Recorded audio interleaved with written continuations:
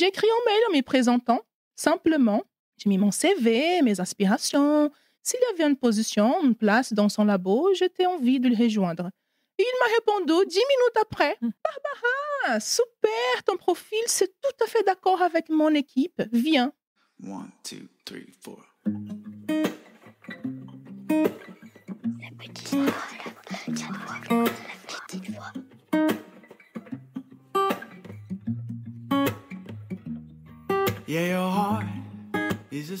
Est-ce que vous avez déjà écouté votre petite voix ? Cette intuition qui souffle ce qu'on n'ose pas toujours entendre. Celle qui pourrait, peut-être, tout changer. Je m'appelle Herveline et comme vous, j'essaye, pas toujours avec succès, de suivre cette boussole intérieure. C'est pour ça que j'ai créé La Petite Voix, un podcast où des femmes et des hommes partagent avec émotion, parfois même avec humour, ces moments où la vie bascule et où tout devient possible. Chaque épisode explore des histoires de nouveaux départs. Une séparation libératrice, une reconversion audacieuse, un burn-out surmonté ou une maladie qui révèle une force insoupçonnée. Autant d'histoires de doute, de peur, mais aussi de courage et de transformation. Chaque mardi, je vous invite à découvrir ces conversations intimes, sans filtre, des conversations qui vont nous éclairer, nous inspirer.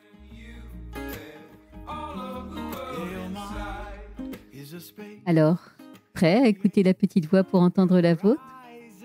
La Petite Voix, le podcast. C'est parti !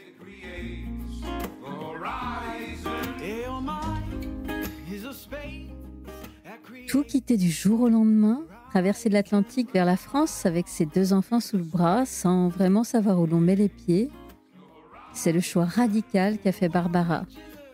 Chercheuse et scientifique, elle voit son avenir professionnel condamné au Brésil. Alors, sur un coup de tête, elle envoie un email à un chercheur en France, presque comme une bouteille à la mer. Finalement, quelques semaines plus tard, elle débarque en France, sans logement, sans école et sans parler un mot de français. Derrière ce courage fou, il y a des sacrifices, des doutes, des pleurs et cette question qui l'a hantée. Peut-on vraiment tout quitter pour ses rêves quand on est aussi maman ? Bienvenue dans un épisode inspirant, audacieux et profondément humain. Aujourd'hui, avec Barbara, nous allons parler du choc thermique à l'aéroport de Nantes lorsqu'elle est arrivée, de ce moment où elle a dû trancher entre sa carrière et le mal-être de sa fille, et de ce concours qu'on lui disait impossible à obtenir.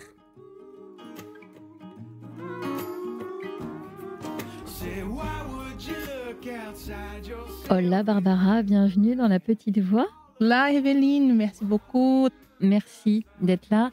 Vraiment, on s'est mise hyper à l'aise. On enregistre dans un espace de coworking, mais on est à la maison, on est dans le canapé, on a enlevé les chaussures, on a les tisanes avec nous. Enfin, vraiment, à vous qui nous écoutez, venez avec nous sur le canapé parce que là, on est parti pour faire connaissance avec Barbara et puis avec ton parcours qui est quand même un très joli parcours, hyper inspirant et puis qui prouve à quel point, quand on a confiance en soi et quand on croit en soi, on peut vraiment, pour le coup, déplacer des montagnes. On va commencer par ce moment de bascule-là qui est arrivé, j'ai presque envie de dire, presque malgré toi, puisque toi, Barbara, tu es brésilienne. Et puis, on viendra sur les raisons un petit peu plus tard, mais il y a eu un moment où tu as eu envie d'aller bosser peut-être à l'étranger.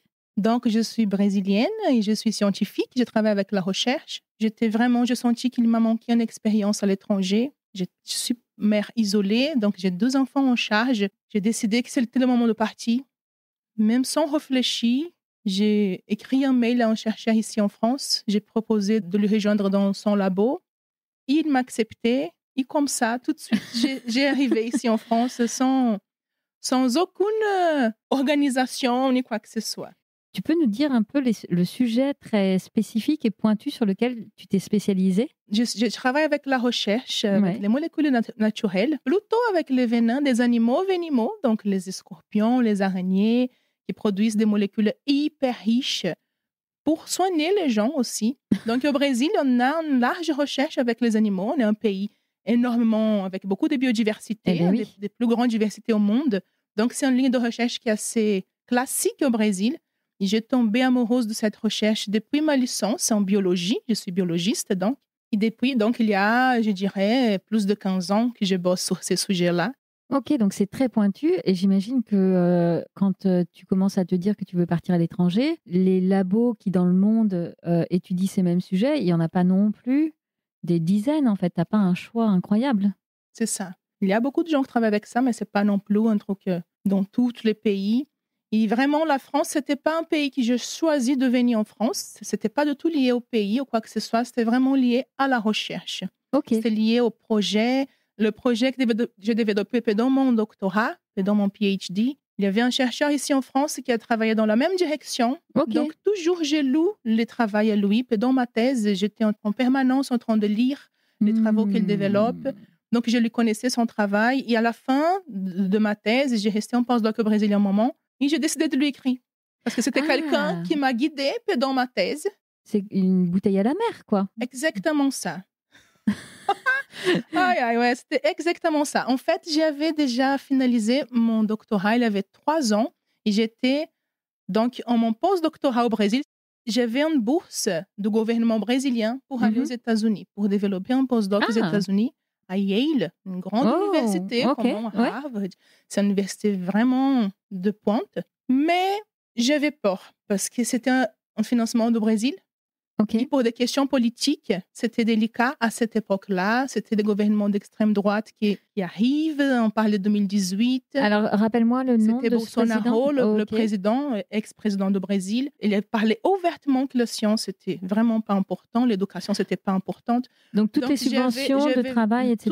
Tout ça, je pensais, tous les financements vont être coupés. Je ne sais pas quoi ça va donner, moi, toute seule avec mes 2 enfants aux États-Unis. Donc, j'ai commencé à réfléchir sur tout ça. Et en même temps, la recherche aux États-Unis, c'était une autre recherche. Ce n'était pas la même exactement, cette recherche avec les animaux. Et c'était toujours ça, ma passion. Donc, j'ai décidé d'écouter ma passion. Et j'ai mis guidée pour ma passion.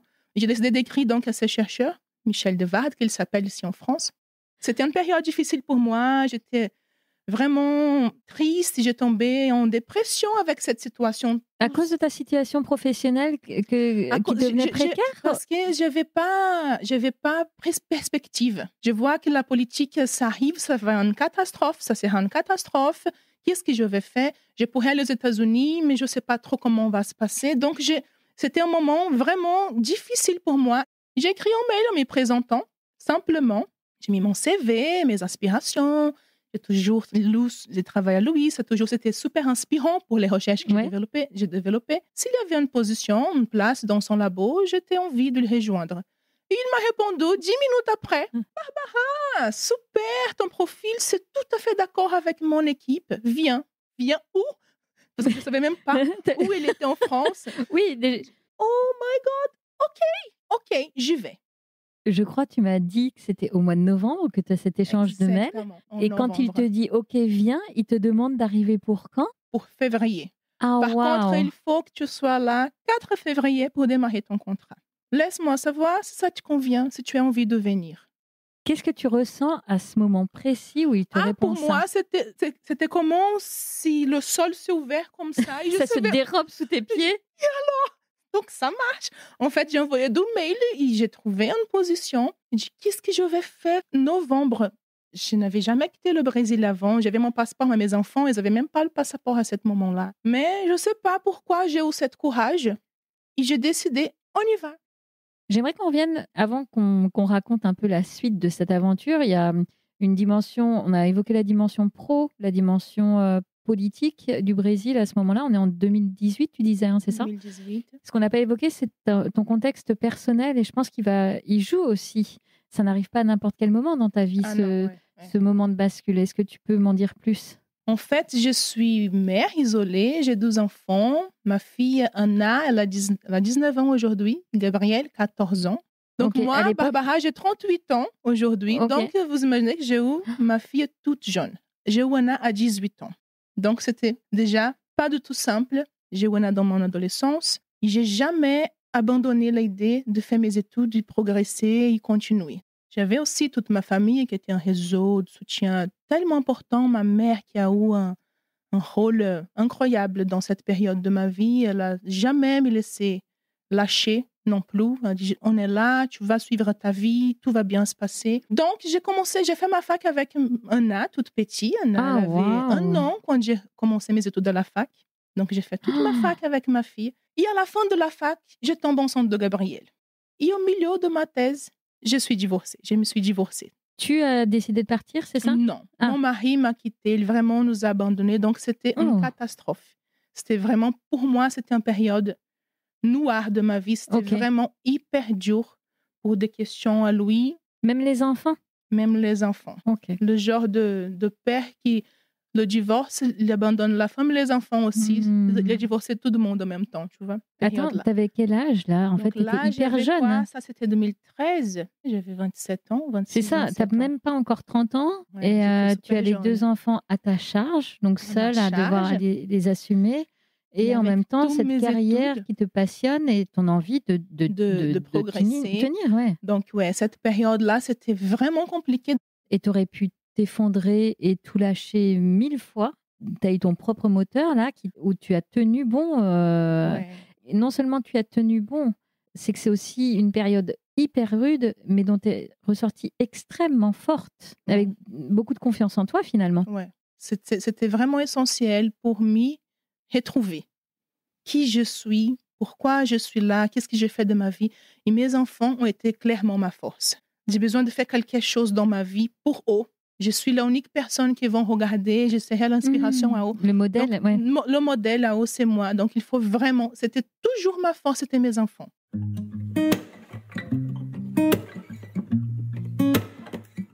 Si on fait une petite avance accélérée et qu'on revient à ce moment-là où tu envoies ces emails et où tu as cette réponse du labo de Nantes qui te dit c'est OK, vous venez en février. Là, tu es une femme forte, un peu dans ta pleine puissance, et puis tu sais ce que tu veux pour toi, pour ta carrière, pour ta vie de famille. Et donc, ce moment-là, il va cristalliser tout ce chemin que tu as fait les années précédentes, finalement. Donc, ce qui semble être un coup de tête est finalement extrêmement raisonné. Raconte-nous ce 26 janvier 2019, quand vous posez vos pieds sur le tarmac. Exactement. Oh là là. C'était pas du tout simple. Donc, on quitte le Brésil. On va en France. On a décidé ça en novembre. J'ai raconté à mes enfants. Je n'ai pas raconté à toute ma famille. On va d'abord voir si ça va vraiment bien marcher. Je leur racontais à tous les deux. On va faire ça. Et c'est un secret. On va garder ce secret entre nous. On va se préparer pour ce voyage. Mais on va partir en France. Là, ils étaient « Waouh, mais c'est où la France ?» Oui, c'est ça, c'est où la France? Donc évidemment, Nantes... C'est la Tour Eiffel, tu vois. La France, c'est la Tour Eiffel. C'est là, c'est Paris. C'est dingue parce qu'on était allé chercher notre visa à Rio de Janeiro. Ouais. Ma ville s'appelle Belo Horizonte. C'est une ville plus à l'intérieur de Rio. Il n'y a pas le consulat de la France pour aller chercher les visas. C'est à Rio de Janeiro. Donc, on part à Rio pour aller chercher les visas. C'est en janvier, début janvier. Donc, tous les procès étaient déjà faits. On avait des passeports. On fait la demande de visa de travail pour déjà venir avec la situation toute correcte. Été à Rio, 42 degrés. On dit, waouh, c'est cool. Donc, on a en profité pour faire un dernier petit voyage d'été. Eh bien oui, la plage, tout ce qu'on imagine. Tout ce que vous imaginez. Donc, j'ai vécu tout ça avec les enfants. Et bam, on arrive en France le 26 janvier. Et je me souviens vraiment j'arrive à l'aéroport à Nantes. Quand la porte s'ouvre, quand le vent touche mon nez, dans le... Je n'avais jamais senti cette sensation de froid avant dans ma vie. C'était vraiment un truc qui a tellement me marqué. Je ne pouvais même pas respirer, ça me congelait complètement. Je regarde les enfants, tous les valises, c'est dingue parce que même les chariots pour transporter les valises, je ne savais pas comment on marche. Parce qu'ici en France, c'est avec les petites pièces que tu mets dedans. Au Brésil, c'est pas comme ça. C'est différent le système. Ouais. J'arrivais ici et je n'arrivais pas à prendre un chat dans l'aéroport parce que je ne savais pas comment. Donc, j'ai mis ma fille à la porte pour bloquer la porte. Oui. Et on sortit avec tous les Chaque valises, une comme ça, pour attendre dehors, pour demander le visa pour venir en France déjà, un visa de travail. il faut que j'éprouve 3 mois de résidence. Un endroit que je vais résider pendant Mais- 3 mois. Comment je trouve ça? Je suis au Brésil, comment je vais trouver une attestation de location de quelque chose? Oui, 3 tu peux pas mois. trouver de logement en étant là-bas. Comment je trouve logement? J'ai essayé, j'avais aucune idée, mais j'ai essayé quand même, je trouvais rien du tout. J'ai dit, qu'est-ce que je vais faire? Et là, une copine à moi m'a dit, j'ai une copine brésilienne qui allait à Nantes. Et c'était vraiment des anges dans ma vie, cette couple brésilien qui était ici. Ils ont écrit des cartes comme si je reste chez eux pour que je puisse Pour arriver. prouver, en fait, ouais. Sans me connaître et sans aller me Ouais. chercher à l'aéroport avec mes Ah. enfants. Ils ont m'hébergé chez eux un moment, une semaine. Donc là, il faut, 10 en une jours. semaine, trouver le logement, Les l'école, écoles, ouvrir la compte dans la banque, établir ma vie en France. acheter des vêtements chauds. C'était la première chose qu'on a fait. Parce que c'est vrai qu'on n'avait pas du tout les Oui. manteaux, rien du tout. Donc, c'est la première chose. On arrive, il y avait les soldes. Ça m'a sauvé la Parfait. vie. Hein. Eh oui. Parce que je savais, on a dû acheter plein de choses. Et ça, c'est intéressant parce qu'on n'avait pas d'argent pour venir en France comme ça, acheter les billets pour 3 personnes, Et c'est- avoir oui. l'argent pour payer les loyers en avance, 3 mois de loyer, si on compte les loyers, la caution, je ne sais pas quoi, les frais de l'agence. Donc, j'ai tout vendu que j'avais au Brésil. Je ne Ah sais oui. pas quelle était ma idée dans ma tête, mais mon action, c'était vraiment, je quitte le Brésil. Oui, Et parce tout ça pour un contrat de 10 mois de travail. Quand le chercheur m'a offert ici un contrat de 10 mois, il m'a écrit, Barbara, je sais que c'est pas beaucoup, mais ça pourrait être un départ. Et je ne sais pas comment j'ai réussi à trouver un appart dans une semaine que j'étais ici en France. C'était un appartement vraiment 35 mètres carrés, tout petit, pour démarrer la vie. Et on partait d'une maison de 400 mètres carrés au Brésil. Ah, T'imagines? donc en fait, tu Une avais. grande maison. Ma chambre au Brésil faisait la taille de mon Oui, c'est ça, appartement en fait. complet en France. Et j'ai dit, les enfants, c'était dur pour eux, la nouvelle les réalités mais- d'un appartement tout petit. C'est là. C'est notre nouvelle vie. On va s'établir et petit à petit, les choses vont changer. J'ai réussi à mettre les enfants à l'école. Tout ça sans Ok. parler français. C'était un grand défi parce que Eh j'ai oui, arrivé en France Parlons-en, t'as raison. en parlant en anglais. Et c'était pas du tout simple. Trouver une moyenne de parler dans les écoles. Même dans l'agence, quand je suis arrivée ici, il y avait personne à l'agence qui parlait en Eh anglais. oui, non. À la fin, j'ai pris mon portable, j'ai pris le Google Traducteur et j'ai Mhm. parlé en portugais pour qu'il se oui. traduise en français. Et j'ai donc démarré mon contrat 4 février. J'arrive au labo et j'avais tellement froid, mais tellement froid. Je sortais pas le manteau. L'arrivée ici, c'était vraiment dur. Et la couture, complètement différente. La Eh oui. manière de penser, la manière de voir la vie, de voir Mais les oui. choses, la langue. C'était vraiment un défi après l'autre, sans Hmm. arrêt, sans arrêt. Mais on a joué le jeu en famille. Pour Gabriel, c'était vachement plus facile. Il avait 8 ans, Ouais. donc il arrive à l'école, il ne parle pas français, une école française, mais ici, le système d'éducation, c'est vraiment l'éducation nationale, elle a mis en place des profs spéciaux qui sont Ok. venus à l'école une fois par semaine pour leur apprendre la langue. Oui.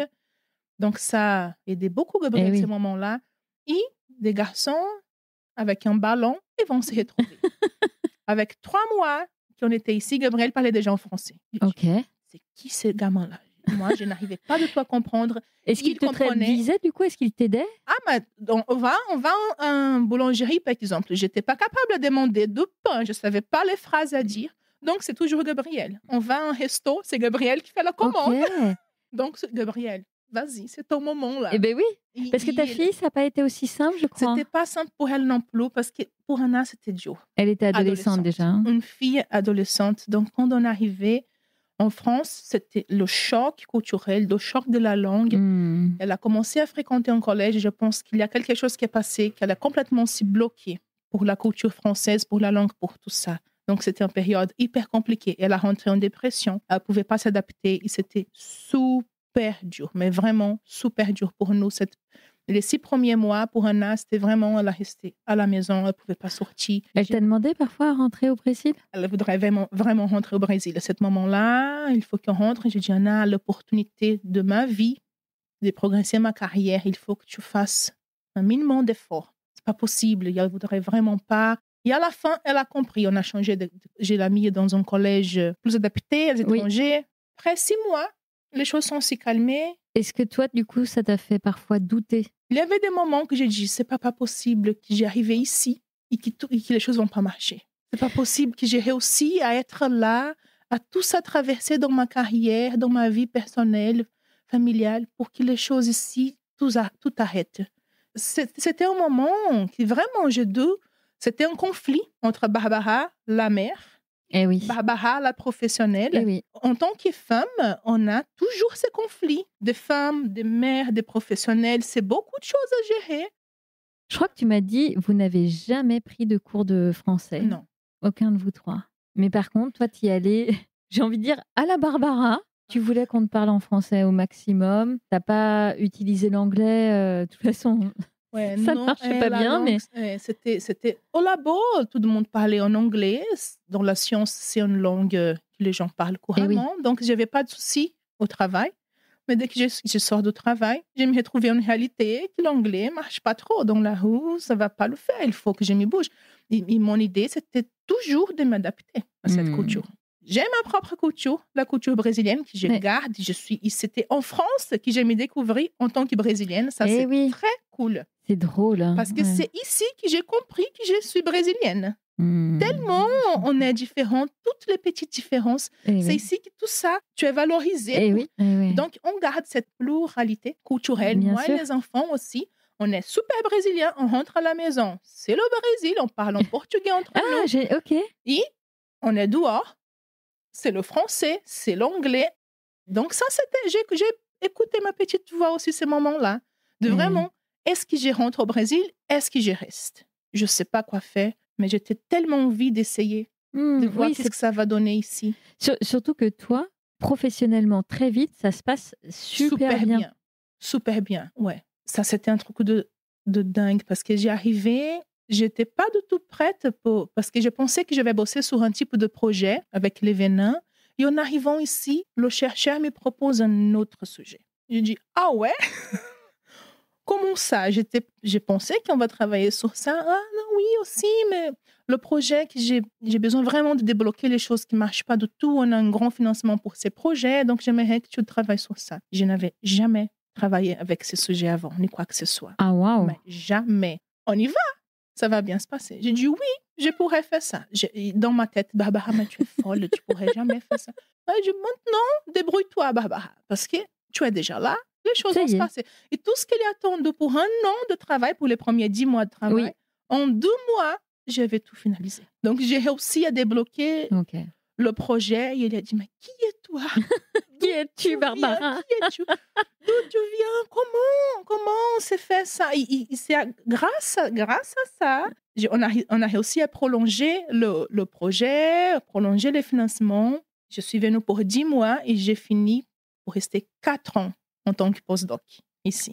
Et moi, avec cette énergie, mon chef a toujours dit que je suis comme une locomotive. Elle vient avec cette énergie qu'elle apporte et elle débloque les choses et elle ne lâche jamais. Elle a cette manière de penser très positive. Et s'il y a un problème, on va résoudre. Les problèmes sont là pour être résolus. C'est ça qui me pousse. C'est avoir des problèmes, c'est toujours la manière d'évoluer. S'il n'y a pas de problème, c'est pas bon. Hein?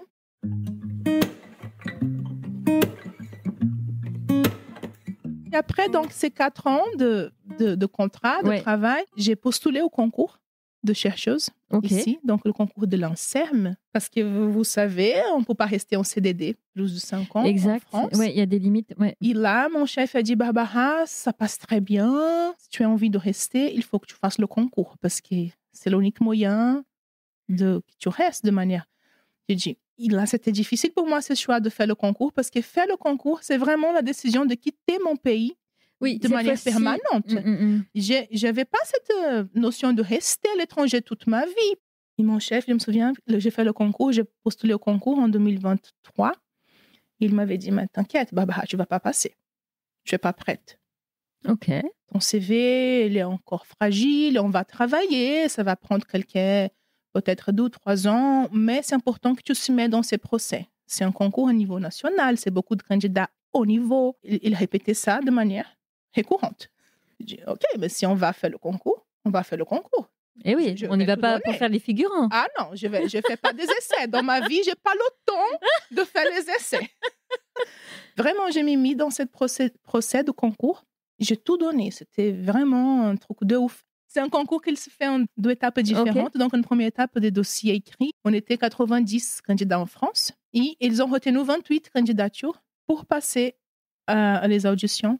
Donc, j'étais sélectionnée pour aller aux auditions. Les auditions, c'était un jury quand même de 22 chercheurs. Oh, c'est impressionnant. J'avais 10 minutes pour présenter toute ma carrière, tout ce que j'ai déjà développé pendant mes 15 ans de recherche et tout ce que je propose pour mon avenir. En arrivant à la salle, c'était tellement cool parce que je ne me sentais pas toute seule. J'ai représenté tellement de choses quand j'arrivais. J'ai pensé à toutes les femmes du Brésil, tous les scientistes. Toutes les scientistes qui ont dû lâcher leur carrière à cause des enfants et tout ça. J'avais le privilège d'être là, d'avoir l'opportunité de continuer ma carrière. Donc, pour moi, c'est très, très représentatif. Ça m'a monté un pouvoir.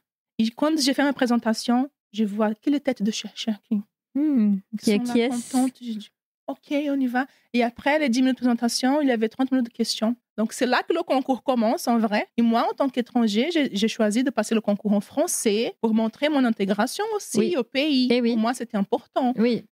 Et je sors de la salle avec tellement d'énergie, tellement de puissance. J'ai dit, c'est ça le concours difficile, impossible à passer? C'est très chouette, cette expérience. J'étais en train d'exploser d'énergie, mais je te jure, c'était un truc de ouf. Et ça, c'était un mardi, le concours que j'ai passé. Le résultat va sortir le vendredi, la même semaine. Et vendredi, quand le résultat sort, il y avait mon nom dans une liste qui a sorti.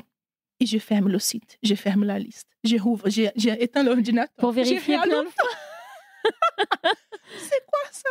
Et je me souviens que j'ai appelé Isabelle, c'est une copine, elle est chercheuse aussi. Je lui ai demandé, Isa, viens, il y a une liste, il y a mon nom, on va voir qu'est-ce qui se passe. Ouvre la liste, elle voit mon nom, elle me regarde. Et à la fin, on a se rendu compte, en pleurant, elle a me dit, Barbara, tu vas passer au concours. Et les larmes qui tombent, et on s'embrasse, et on commence à crier, à sauter d'émotion, parce que c'était un procès hyper dur, et j'ai réussi à passer. J'étais tellement fière de moi-même parce que j'avais aucun regret. J'ai tout donné. J'étais titularisée 2024, l'année dernière. Qu'est-ce qu'a dit ton chef? Je lui ai appelé tout de suite. Tu parles là, chef Barbara, j'ai passé ce putain concours. Il a dit, c'est pas vrai. J'ai dit, ouais, c'est vrai. C'est vrai. On a une super relation. Tu dirais quoi à la Barbara de 2018, là, qui, presque sur un coup de tête, dit, allez, les enfants, j'ai un truc à vous annoncer, on part vivre en France. Je dirais, vas-y, tout le chemin est prêt, vas-y, abandonne jamais tes aspirations, jamais, tu es incroyable, Barbara, tu es incroyable, tu ne s'y rends pas compte, tu es incroyable, vas-y, ma belle. C'est ça que tu as appris de toute cette expérience-là? Ouais. On ne se rend pas compte de comment nos parcours, il pourrait être, comment on est fort. C'est vraiment en regardant ailleurs, comment je fais ça, ces moments-là. Il y avait un jour que j'ai regardé les photos, quand on arrivait, je commençais à pleurer. Les enfants toutes petites, moi, toute jeune. Mais j'ai dit, Barbara, j'avais 32 ans quand je suis arrivée là, avec toute cette force, cette croix. J'ai tellement cru que tout va bien se passer, je vais trouver ma place, je vais trouver mon chemin. La vie, elle a son charge de construire le parcours.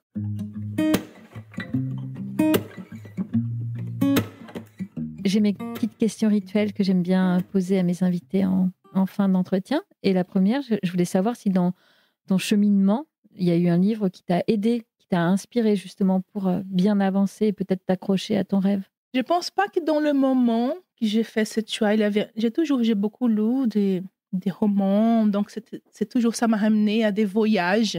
Mais il n'y a pas longtemps, il y a, je dirais, 3 ans, j'ai lu un livre. C'est une autrice brésilienne. Si on traduit, le titre du livre s'appelle « Toute une rivière ». Toute une rivière. Et elle s'appelle comment, l'autrice? Elle s'appelle Carla Madeira. Et le livre en portugais s'appelle « Tudo é Rio ». Et cet livre, il parle de ça. Dans la vie, tout est une rivière. La vie va trouver son chemin. Comme une rivière qui passe différents endroits, différentes phases de la vie. Et à la fin, la vie va trouver son chemin naturel. Est-ce que dans le même style, tu as un rituel qui peut-être t'a aidé dans les moments où ça tanguait, là, les moments chaotiques? Mon rituel, je pense que c'est cette force mentale. J'ai beaucoup de spiritualité aussi. Ok. Je crois les choses, j'ai fait dans l'univers. Donc, les choses vont bien se passer. Et toujours quand ça va mal, j'ai ce moment, moi, avec moi-même. que je respire, que j'incorpore cette certitude que les choses vont bien se passer. On va donner temps au temps. Le temps, il est le dieu de toutes les choses. Le temps, il va tout résoudre. Donc, on va attendre. Les choses vont se passer. Et avoir cette confiance, et construire cette confiance en moi, à chaque fois, je pense que tout va tomber, tout va se défaire. Non. Et ma dernière question, même si on a une idée de la réponse, mais est-ce que tu es heureuse aujourd'hui, Barbara? Complètement. Je suis vraiment réalisée avec moi-même, avec tout mon choix. Je suis tellement... je suis vraiment fière de moi et d'avoir m'écouté dans tout mon procès. Parce que c'est ça, c'est nous, c'est notre instinct. C'est joli être protagoniste de ta propre vie. Ça, c'est un truc qui est joli. Et quand on se met dans cette position, je suis la protagoniste de ma vie. C'est qui est moi que je pourrais faire des bons choix pour moi-même. C'est toujours moi, avec moi-même. Et tout ça, ça t'y ramène donc à cette perspective d'autoconfiance. Je trouve que je suis dans le meilleur moment de ma vie. Professionnellement, en tant qu'une femme, qu'une professionnelle, qu'une maman, tout. Mais ça, c'est un truc tellement intéressant parce qu'on parle de ça. Hein. On est en train de planter. Oui, parfois on plante beaucoup. Hein. Ça n'a jamais arrivé, cette fruit-là. On plante des années. Mais depuis que j'ai arrivé en France, je sens que je suis dans ce moment de cueillir les fruits. C'est un moment de la récolte. Et vraiment, je suis super contente. Tout se passe bien. Avec moi, mes enfants, je suis vraiment fière de réussir à tenir ce parcours qui n'était pas simple. Tu le portes tellement, en fait, quand on te voit. Ouais, voilà. C'est ma vie, c'est mon histoire. Et je suis super contente de pouvoir partager avec vous aujourd'hui un petit peu de tout ça. Mais c'est un cadeau pour moi de le recevoir et je pense que ceux qui t'écouteront pareil parce que déjà tu nous fais voyager, tu vois, nous on n'est pas des chercheurs ou peut-être dans les auditeurs, mais moi je suis pas une chercheuse, mais je t'écoute et moi aussi comme eux, tu m'embarques avec toi là, avec ton accent, ce soleil que tu portes en toi et puis cette force de vie, ce mantra là de ça va bien se passer. Même si parfois c'est vraiment le chaos total, mais en fait garder cette certitude-là, mais en fait c'est une force immense et ton parcours le prouve ô combien, quoi. Donc merci du fond du cœur, Barbara, parce que tu es très inspirante. Merci beaucoup. Merci, c'est un grand plaisir de partager tout ça. Yeah, your heart is a sun and it shines as it opens. Where your heart is a sun. Voilà, La Petite Voix, le podcast, c'est fini pour aujourd'hui. Si vous avez aimé cet épisode, parlez-en autour de vous. Le bouche à oreille, c'est magique pour faire découvrir un podcast. Alors envoyez le lien de cet épisode à vos amis et vous verrez, ils vous remercieront. Et d'ailleurs, si vous voulez être sûr de ne rater aucun épisode, avouez que ce serait dommage, abonnez-vous à La Petite Voix sur votre plateforme d'écoute, Apple Podcast, Spotify, YouTube ou autre. Profitez-en d'ailleurs pour m'y encourager avec des étoiles, des bonnes notes et des commentaires. Non seulement ça fait plaisir, mais ça aide vraiment à faire découvrir le podcast à d'autres auditeurs. Je partage aussi les coulisses du podcast sur Instagram et Facebook. Et mieux encore, abonnez-vous à ma newsletter sur mon site lapetitevoix.co. C'est là que j'ose vous raconter tout ce que je ne dis pas ailleurs. Ça fait beaucoup d'infos, je sais, c'est pour cela que j'ai mis tous les liens dans les notes de cet épisode. Allez, je vous donne rendez-vous mardi prochain. D'ici là, portez-vous bien et soyez heureux. Your horizon. Well, your mind is a space.